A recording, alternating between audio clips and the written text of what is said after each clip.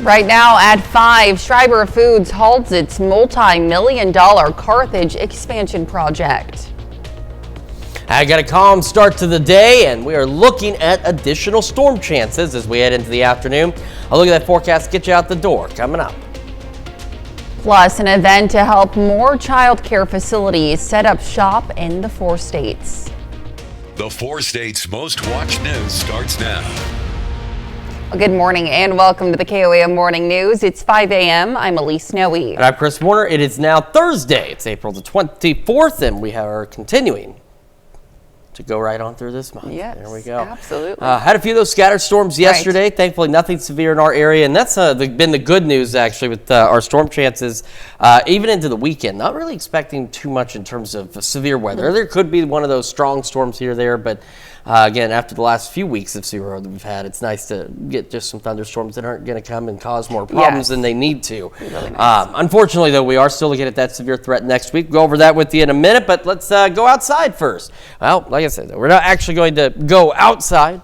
That's why we have these cameras. They do it for us. They're out there for us, and you can see downtown Pittsburgh looking pretty good so far. We do have clouds out there this morning, and we'll start to clear out just a wee bit a little later. MoDOT camera 20th and Range Line also looking good on this Thursday morning. So on to the future track we go. By noon, as you can see, we're looking to be partly cloudy, warm. It's not going to be too bad. South winds about 5 to 10 miles an hour. But as we go past about 2, 3 o'clock, initially along and west of the 69 corridor, we'll start to see some pop-up showers and storms, and then we'll see additional pop-up showers and storms beginning to build into southeast Kansas, and then we'll actually have another round of storms later this evening, late this evening, early tomorrow morning, and we do have a low hail risk. Now remember yesterday, this changed dramatically between our morning show and the noon news where it just was clipping our northern counties, but at least as it stands now, we do have a low hail risk and a low wind risk into some of our western counties, and that again is going to be for any thunderstorm activity we see late tonight. But the thunderstorm complex, if you were with us at noon yesterday, that developed off to our west, it was around Hutchinson stretching back toward Wichita, it ended up kind of killing the storm chances that we were expecting late last night into early this morning in southeast Kansas. So we'll have to see, how everything plays out, but that's where we stand right now. All right, 56 Joplin, 57 in Pittsburgh, so another fairly mild start to the day.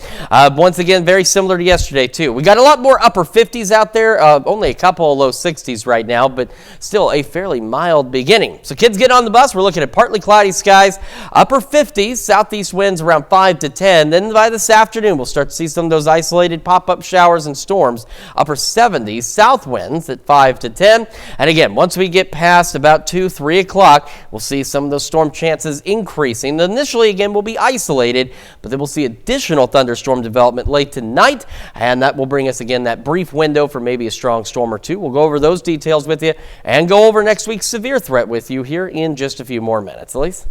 All right, Chris, thanks. Well, the Missouri Dental Board files a petition to pull the license of a Joplin dentist following a drug bust. The board says the move comes following the arrest of Dr. John H. Joseph for suspected involvement in a drug deal. The petition states that the board believes Joseph presents a serious danger to the health, safety, or welfare to patients. Now, if granted, Joseph will no longer be able to practice dentistry. You can read a copy of the full petition on our website, KOAMnewsnow.com. Authorities arrested Joseph in March after an officer witnessed him and 2 others apparently engaging in a drug deal. A search of Joseph and his vehicle turned up more than 12 grams of fentanyl. Authorities say further investigation indicated Joseph had been traveling to Tulsa, where he would purchase fentanyl to deliver to the Joplin area. Authorities charged Joseph with trafficking drugs in the first degree and unlawful use of a weapon. To be the first to see breaking news, weather, and sports, you can download the KOAM News app. It's available free of charge in the Apple App Store and the Google Play Store. Just search for the KOAM News app. Well, Schreiber Foods puts their expansion plans in Carthage on hold. KOAM's Melissa Alexis spoke to the CEO of Carthage Economic Development Corporation to find out more about the decision. Jeff Meredith is the CEO of the Carthage Economic Development Corporation. and he says he received notice that Schreiber Foods is putting their expansion in Carthage on hold last week. The critical individuals at the city and the local utility know so that they could potentially pause or delay any of major purchases they were planning to do as part of that project themselves. Schreiber Foods announced their expansion in Carthage in December. The project is expected to bring over 100 jobs and boost economic development in Carthage, something the mayor of Carthage welcomes. Carthage has a long history of being very supportive of industries coming into town and staying in town for a long time. We sit strategically, essentially at the crossroads of I-49 and I-44. Schreiber Foods is already a huge partner here in Carthage, Missouri. I believe they have approximately 1,500 employees at I want to say 4 facilities here in Carthage. So they're a great community partner today. Now obviously the additional growth of somewhere between 150 and 300 jobs would be huge for Carthage, Missouri. Meredith says Schreiber Foods cited uncertain economic conditions as the reason for pausing expansion. Given some of the uncertain economic conditions that we all see on a daily basis, it's not surprising. Interest rates are fluctuating regularly, the stock market's fluctuating regularly. And just from a national perspective, I've seen that other major corporations are also having pauses. Both the mayor of Carthage and the CEO of the Carthage Economic Development Corporation remain optimistic that the project will eventually resume. It was disappointing for us, but ultimately, again, this is a pause. They didn't say they're not looking at Carthage, they're not doing any of those things. And frankly, given some of the uncertain economic conditions that we all see on a daily basis, it's not surprising. Reporting in Carthage, Melissa Alexis, KOAM News.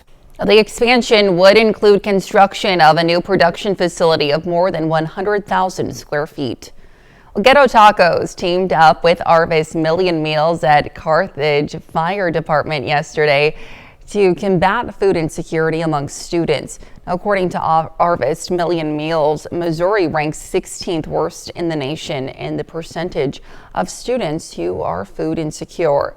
A percentage of every taco sold stays in Carthage to support its community. Weekly, we pack about 350 weekend food packs for students pre-K through 12th grade. And we send those home to students who have been identified as food insecure, and we give them enough food to help get them through the weekend until they can get back to school on Monday. These donations stay local in the community. They help our friends, our neighbors, everyone that we see from day to day. Now, Arvis says Arkansas ranks worst in the nation for food insecurity, and Oklahoma ranks 5th worst. Kansas, on the other hand, does better than the national average. Arvis Million Meals will travel to other parts of the 4 states next month. You can support this cause online. You can find a link to this story on our website, KOAMnewsnow.com. The Crawford County Health Department held an event yesterday for future child care providers. The orientation session provided information for those interested in becoming a licensed child care provider in Crawford and Bourbon counties. The session covered information on the regulations pertaining to establishing a legal daycare service, specifically in-home daycare and non-residential daycare.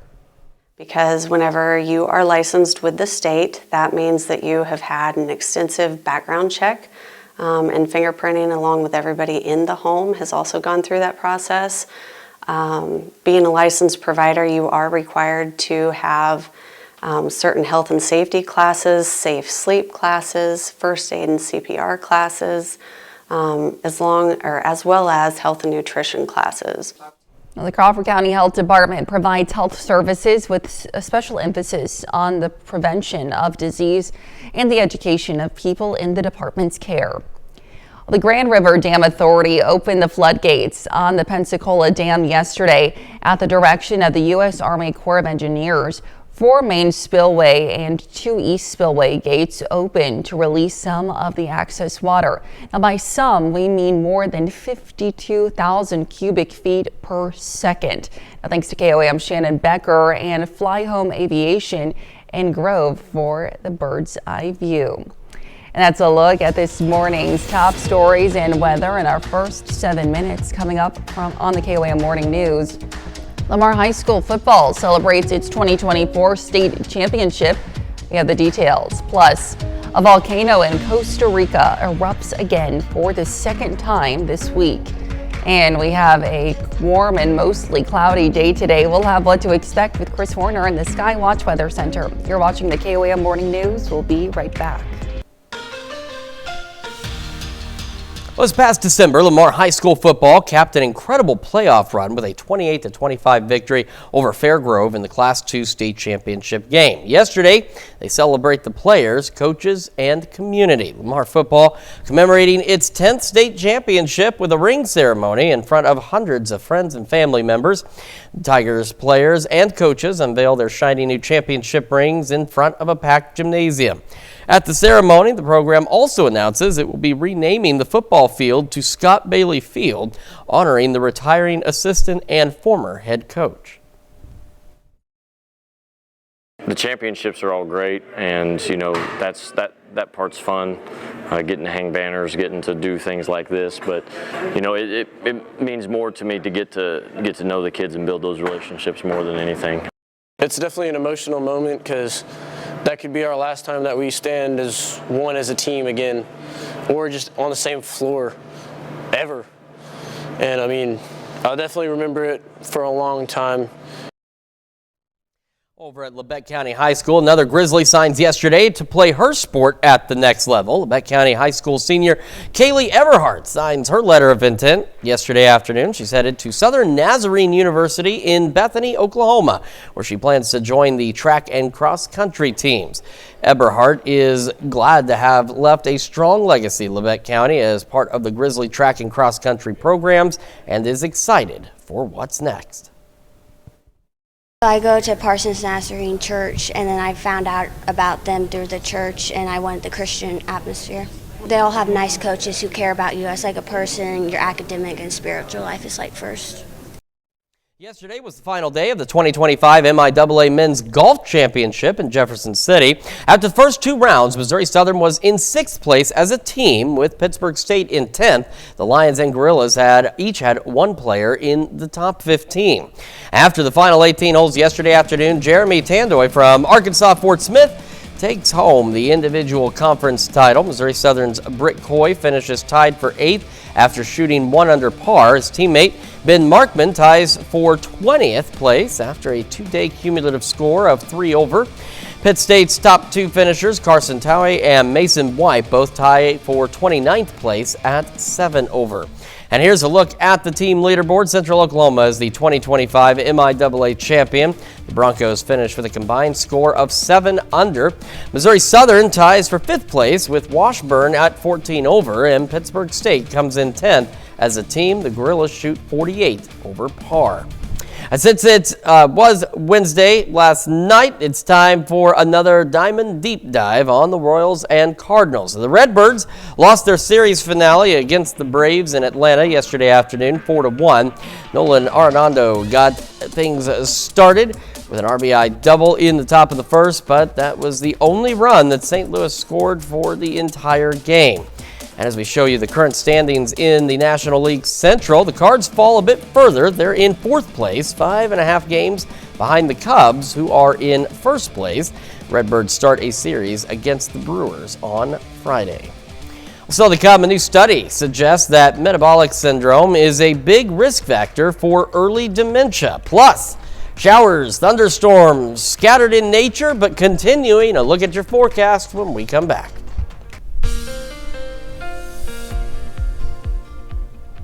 Welcome back to the KOAM Morning News, 5:18 now on this Thursday morning. Start with a strong storm potential. This is going to be later this evening. We'll get into the future track, but we do have a low hail risk across parts of southeast Kansas and a low wind risk out there. But remember, yesterday we had almost in the same positions yesterday, but by noon it had been curtailed because we had thunderstorms develop out around Hutchinson, Wichita, and then back towards southwest Kansas. And that really zapped some of the energy out, and we did not get the storms last night that we were expecting to get that should have been ongoing this morning. Instead, we got a few pop-up storms out there, and then that was it. It was done. that's the dynamics of this system, these systems that we're getting, these waves that we're getting right now. Is all it takes is one minor change in thunderstorms in an area that maybe they weren't expected to be in, and it turns everything upside down. But here's what we're looking at heading into the afternoon. Initially, we'll have partly cloudy skies. By about 2-3 o'clock, along and west of 69, east of 69, we will have some pop-up showers and thunderstorms through the afternoon and into the early evening hours. Then, later this evening, here we are about 9-10 o'clock, just outside of Yates Center and Fredonia, so Greenwood, Elk, Chautauqua counties, we're going to get some thunderstorms in here. When they first roll into the area, they will have the possibility of being strong to low-grade severe. That's why we have that low risk out there for wind and hail. That first batch moves east and dies out close to the time it gets the I-49 corridor. Then, back behind it, about 3-4 a.m., we get another round of storms. A couple of these could be strong, but otherwise, the good news is, over the next few days at least, we're not looking at any kind of significant severe weather. That's not to say we couldn't have a strong or low-grade severe storm, but we're not looking at anything major. That wave will push on through. So by about 7-8 o'clock, the second batch of storms is through the area. Then, as we head about mid-morning, so here we are now at 10 o'clock tomorrow, we get another wave of showers and thunderstorms that's expected to roll through. This one not as impressive as the others. The atmosphere will be a bit worked over, and again, not anticipating severe weather, but we'll have these thunderstorms roll through. So here we are by noon, just right in between the 69 and I-49 corridors. Then that clears out, and we're left with a few isolated spotty showers here and there as we go through Friday evening and overnight. We head into Saturday. At Saturday, it won't be until later in the day that we start to see opportunities for showers and thunderstorms begin to build in. As you can see, they'll be isolated to widely scattered initially. So here's what we're looking at. Again, our only severe threat in the next 3 days, so today, tomorrow, and Saturday, we are looking at the low risk, which we just showed you, and then just those scattered storms tomorrow and again into Saturday. And then next week, things change again. All right, we're starting our morning. Partly cloudy skies, maybe still some mostly cloudy skies hanging on out there. Low 60s, low 70s by 11 a.m. Into the afternoon, not that dissimilar from the last couple of days. Upper 70s, maybe a couple of low 80s. Starting to see some of those thunderstorm chances out there. South winds 5 to 10. Isolated to scattered storms through the evening. Then we'll see those storm complexes roll in late tonight. And again, back into the upper 50s. Then we go into the weekend, and again, scattered storms Saturday, maybe Sunday as well, and it's Monday. Now, here's the thing about the storms that we're looking at next week. Take a look at how blank the future track is in our immediate area.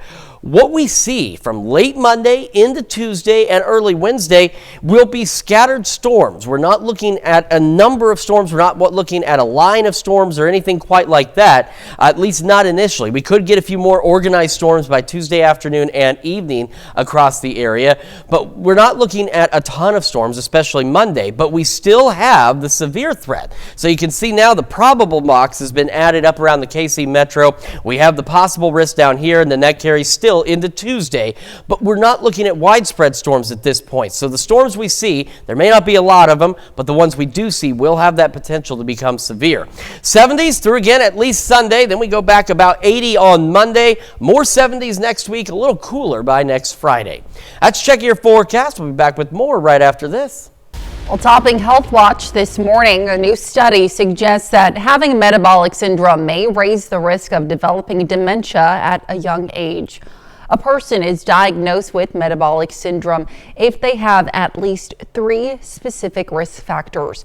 Now, those include a large waistline, high blood pressure, high blood sugar, high blood triglycerides, and low levels of HDL or good cholesterol. Now, for the study, researchers analyzed over decades worth of data on nearly 2 million people. They found those who had metabolic syndrome were 24% more likely to develop dementia before the age of 65. Now, it's important to note this study was observational, which means the study authors can't say metabolic syndrome caused dementia. The study only shows an association between the two.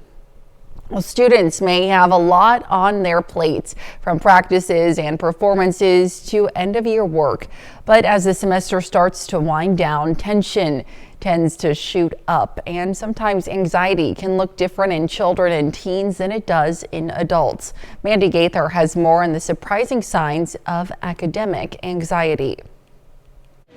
From end-of-semester projects to finals, tests, and quizzes, this time of year can feel a little overwhelming. For a lot of kids, it can feel immensely stressful. Licensed therapist Jody Baumstein with Children's Healthcare of Atlanta says academic anxiety can have some surprising signs in students. They may start to procrastinate in the morning, try to miss the bus, they may skip class, talk back to teachers, or they may not be able to complete assignments. Baumstein says these signs may seem like behavioral issues, but that's not always the case. We really want to get curious about what they're communicating and make sure we're getting to the root, because for some kids, it's actually anxiety. That starts with opening up a dialogue with your child. Baumstein says to ask open-ended questions and listen to understand, not just to respond. Then validate and normalize what they're going through and focus on the effort they've put into schoolwork all year, not just the outcome.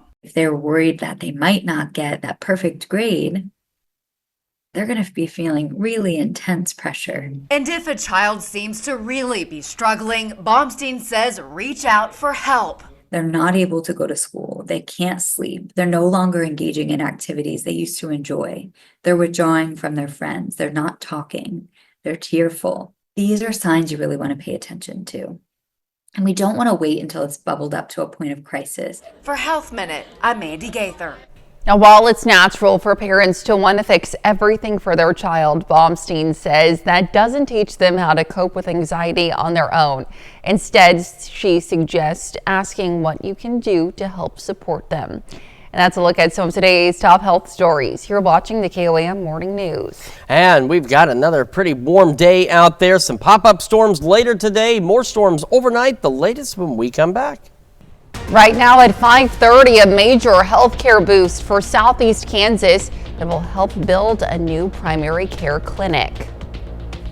And a pretty calm start to our day today, but we've got thunderstorm chances building again by this afternoon and evening. A look at your forecast, get you out the door coming up.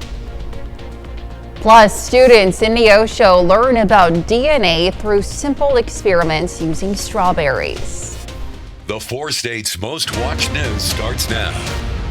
Well, good morning and welcome to the KOAM Morning News. It's 5:31. I'm Elise Snowy. And I'm Chris Warner. It is Thursday. It's April the 24th, and it is going to be another warm day for us. So yes. I haven't had an opportunity to browse the web for anything interesting to say yet, but I'm getting Oh, good. I can't wait. I know. I mean, what would your morning be if I didn't have some silly thing to ramble off? But since I don't, we can just dive right into the forecast. I know more of you care more about that than the silly things I say, and that's perfectly fine.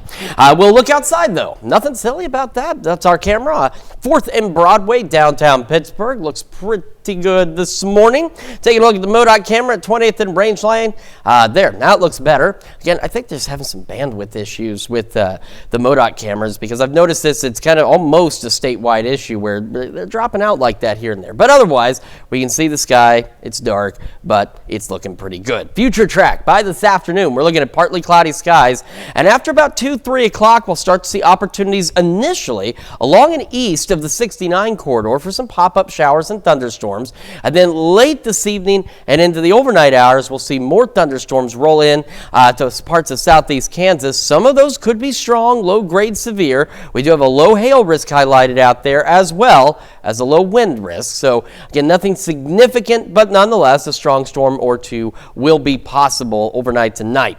56 in Joplin right now, 58 in Pittsburgh, and around the area, fairly similar to yesterday. We got more upper 50s this go around. Yesterday, it was a fair mix of upper 50s, low 60s. We only got a few low 60s out there right now, but still a mild start to the day. Kids getting on the bus should have partly cloudy skies, upper 50s, southeast winds 5 to 10 by this afternoon. Those winds shift out of the south. We'll start to see the opportunities for some pop-up showers and storms. 77 when the bus brings them home, and similar to yesterday as well, upper 70s where we're headed today for our highs, maybe a couple of low 80s down south. And we'll see, again, initially isolated storms this evening, and then more thunderstorm chances as we head overnight and into our Friday.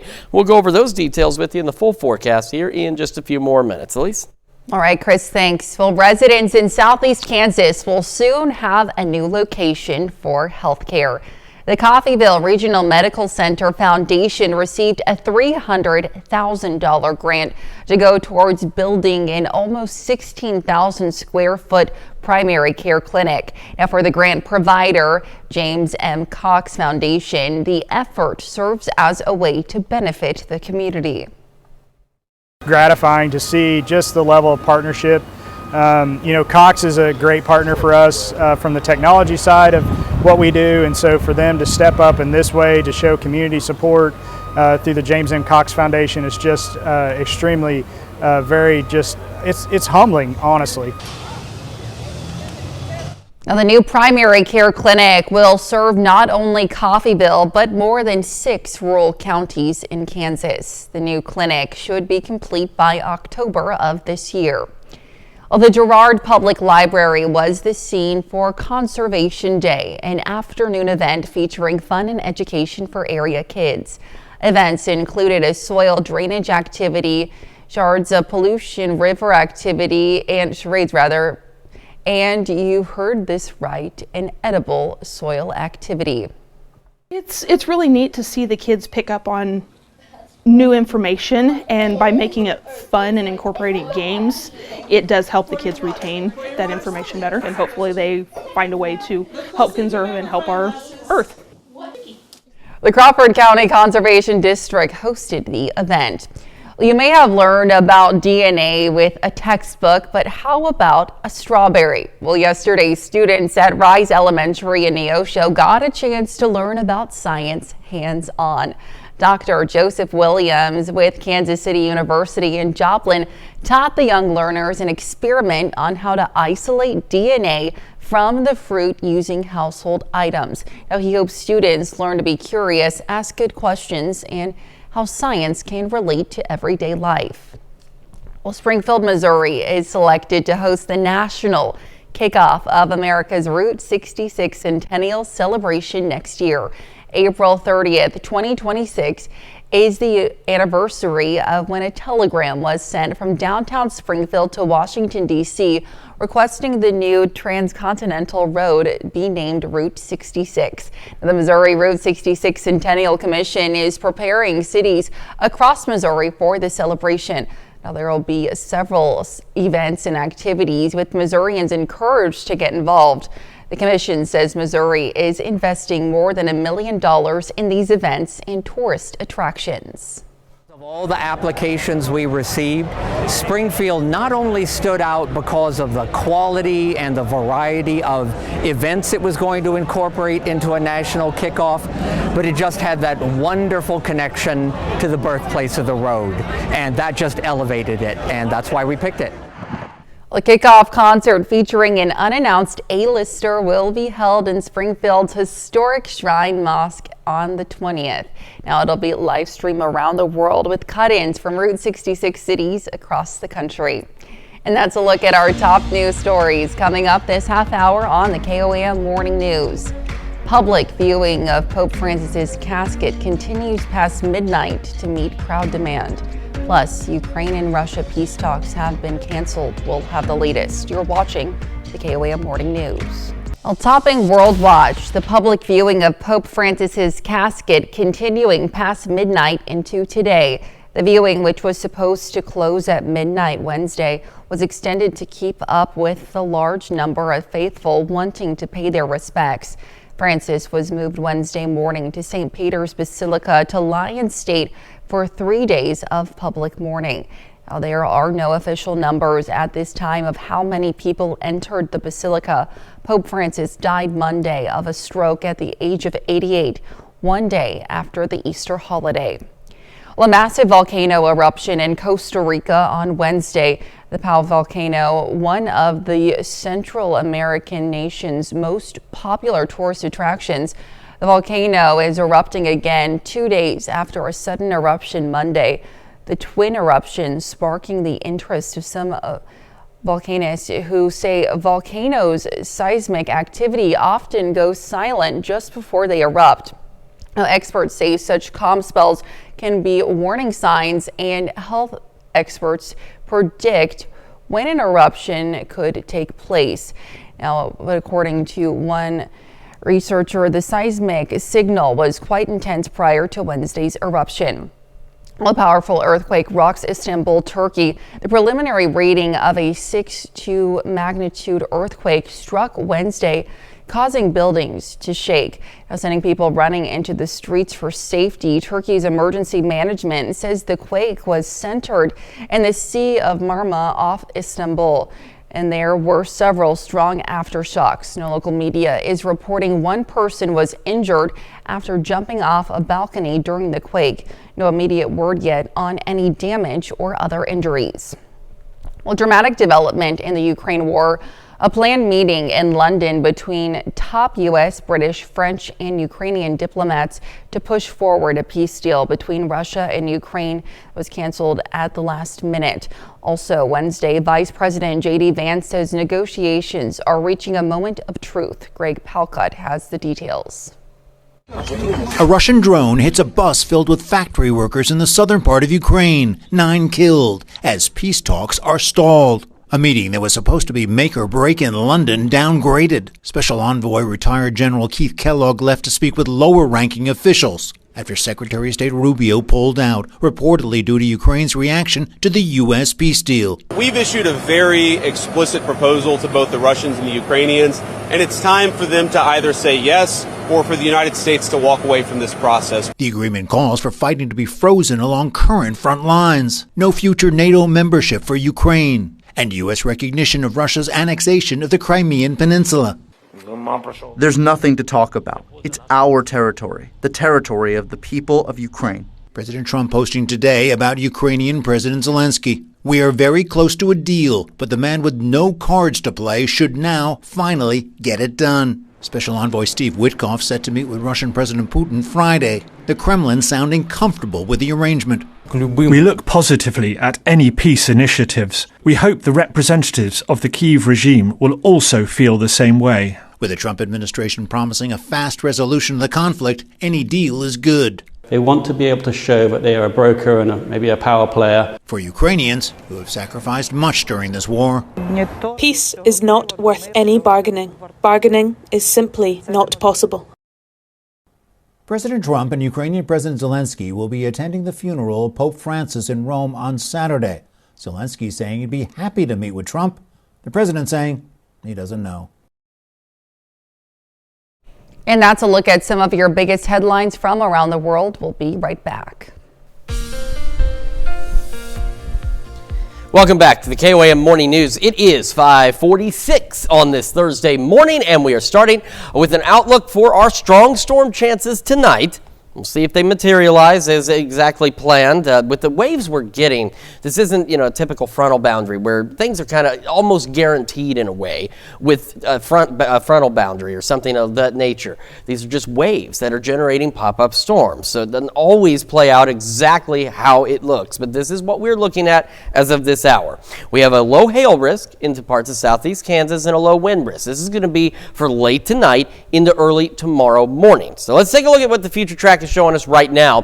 For today, partly cloudy skies. Once we get past about 2-3 o'clock, east of 69, we'll start to see opportunities for some pop-up showers and thunderstorms. Then late this evening, around 9-10 o'clock, we actually get a thunderstorm complex in. By 10, it's looking to be Greenwood, Elk, Chautauqua County, knocking on the door of Yates Center, Fredonia, and it will roll through the area. But look, it dies out early in the morning, about 3-4 o'clock, as it approaches the I-49 corridor. So that one is going to be the first possibility of some strong, maybe low-grade severe storms. Then Friday morning, about 4, not long after that first complex dies, another one is expected to develop. Could also have a couple of strong, potentially low-grade severe storms, and as we showed you, wind, hail being the primary concerns. But here we are at 5 a.m. with these thunderstorms rolling through. By 7, that complex doesn't necessarily die before it leaves, but it does begin to exit. Then, around 9-10 o'clock Friday morning, a third round, which is expected to be less organized because those first two are going to kind of really work over the atmosphere. We'll get another round of some scattered showers and storms beginning about 10 a.m. Friday and continuing until about 2-3 o'clock in the afternoon. And then we won't see any organized storm chances again until late Saturday across the region. So, our severe threat, really, the only one we have is the low risk for today, well, tonight. Then after that, it isolated scattered thunderstorm chances at this point. So that's some good news there. But there are changes heading into next week that aren't necessarily good news. All right, partly cloudy to start. Low 60s, low 70s by 11 o'clock this morning. Our highs today is very similar to yesterday. We're looking at partly cloudy skies into the upper 70s, some low 80s today. South winds 5 to 10. Those south winds continue overnight. Again, initially isolated storms. Then we'll get those thunderstorm complexes overnight tonight back into the upper 50s. We'll have a few scattered storms again late Saturday and into Sunday morning. And then Monday, this is where it gets a little more interesting. We're not looking at widespread thunderstorm chances as we head into Monday afternoon, evening, overnight, and with the first round of these storms. The same may end up being true on Tuesday, but here we are Monday at 11 o'clock. We get these showers, we get these thunderstorms, and this is actually even updated since we ran this morning. Our first weather update at about 5:15. This has changed. It's showing a few more showers and thunderstorms. Those will continue Monday night into Tuesday. They kind of break up a bit, and then they'll redevelop again in this zone. And all of these storm chances we have could be strong, possibly severe. So that's why for Monday, this did get scaled back a little further, but not by much. Most of the area, Monday night into Tuesday, still in that possible zone. A probable zone has been added up north around Kansas City. By Tuesday, still possible. It begins to shift off to the east on us. So our severe threat is there. It's just a matter of how many storms we're going to see. So if we don't see a lot, the storms we do see still could be strong to severe. All right. In between here and there, though, 70s, low 80s by Monday, back to the 70s Tuesday, Wednesday, and Thursday, and a little cooler by next Friday. Let's check your forecast. We'll be back with more right after this. A semi-truck catches fire on an Indiana interstate, and if that weren't harrowing enough, its payload of petroleum-based spray paint cans kept exploding and helped fuel the blaze. Jeremy Roth has the crazy video in today's Take a Look at This. An Indiana interstate had to be shut down temporarily after a semi-truck caught fire, turning into a massive inferno, highlighted by the gunfire-like sounds of its popping payload. I'll follow her there after this. According to WLS, that crackling sound you hear was the truck's cargo of aerosol spray paint cans exploding one by one as the raging inferno was literally being fueled by the petroleum-based paint. Fire crews worked to bring the enormous blaze under control, but not before they say the intense heat damaged the roadway. Thankfully, though, the truck's driver was unharmed in the explosive incident. In Colorado, another tense situation unfolded, not involving fire, but still quite dire, as responders worked to rescue a man that became stuck between two walls. Officials say they aren't sure how the man got stuck in the narrow space between a church's wall and a dumpster enclosure, but they say he'd been trapped there for more than 20 hours. Ultimately, they used a combination of a ladder, a rope, and a pole to fish the victim out of this tricky spot. Alrighty, how about we finish on a more mellow note? Take a look at the world's first humanoid half marathon, recently run in China, in part by more than 20 two-legged robots. Teams from several companies and universities took part, showing off toddling high-tech models of all shapes and sizes. I know what you're thinking. Great! An apocalypse of android athletic supremacy. But fear not, these trotting bots didn't exactly break out into a T-1000 level sprint, instead finishing firmly behind their human competitors. So don't worry, they'll likely sooner take over your jobs before they overtake you on your jogs. Feel better? For Take a Look at This, I'm Jeremy Roth. Stick around, we'll be right back. Walt Disney World announces a new promotion for people visiting the park next year. The theme park announced on Monday that children ages 3 to 9 can dine for free for guests who purchase a dining Disney plan for the adults in their group. Now, dining plans are only available to guests who stay at Disney Resorts Collection hotels and must be bought by each person in the party. Disney says guests will be able to combine the free dining promo with other deals. Well, the world-famous Rockettes hold auditions ahead of their 100th season. Now, it's happening at the Rockettes' home, Radio City Music Hall in New York City. Those auditioning are being considered for the 2025 Christmas Spectacular and the Rockettes Dancer Development Program. The first round of auditions happened Tuesday with callbacks yesterday and more callbacks today. I can't dance like that. I can't dance at all, so but I would not make a good Rockette by any means. But you know, you do what you're designed to do, and this is what I'm designed to do, is be weird and tell you about the weather for the day. And since I've been weird, it's time to talk about the weather. Low 60s to start, low 70s by 11 o'clock this morning. We're looking at partly cloudy skies into the afternoon. After we get past 2, 3 o'clock, east of 69, some isolated pop-up storms will be possible. Our highs going in the upper 70s again, and low 80s will be possible as well. Isolated storms initially through the evening, then once we get to about 10 o'clock or so, we'll get a thunderstorm complex that'll push across the area, and some of those storms could be strong, low-grade severe, with hail and wind being the primary concern.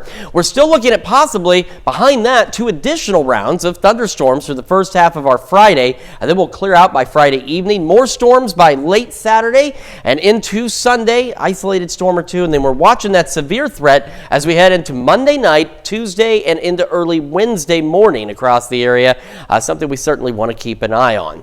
Let's check your forecast. We'll be back with more right after this.